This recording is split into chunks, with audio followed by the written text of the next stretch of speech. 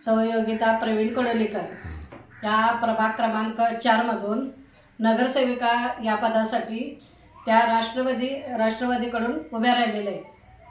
तर त्यांचं जे कार्य आहे म्हणजे त्यांनी स्वतः कार्य करत स्वतः त्यांनी फाउंडेशनमार्फत त्यांच्या प्रगती फाउंडेशनमार्फत त्यांनी गोरगरिबांच्यासाठी कार्य करत आलेले आहेत।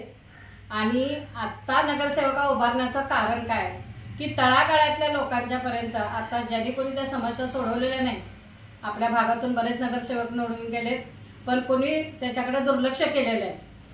जर या भागाचा जर विकास करायचा असेल आपल्याला तर योगिता प्रवीण कडोलीकर यांना नगरसेविकापद निवडून दिल्यानंतर जर त्यांना निवडून तुम्ही दिलं तर त्या विकास आपल्या भागाचा चांगल्या पद्धतीने करतील।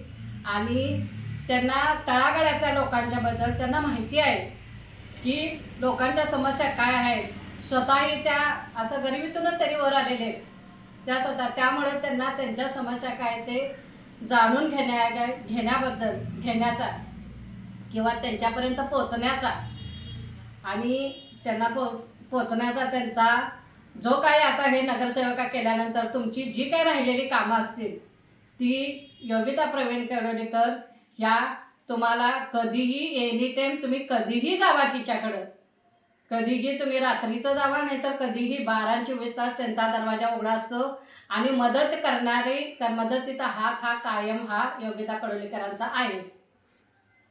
आणि तिच्याबद्दल आता सांगायचं म्हटलं तर त्यांनी स्वतःहून कोरोनाच्या काळामध्ये त्यांच्या फाउंडेशनमार्फत गेली 10 वर्ष झालं त्यांनी काम करत आहेत।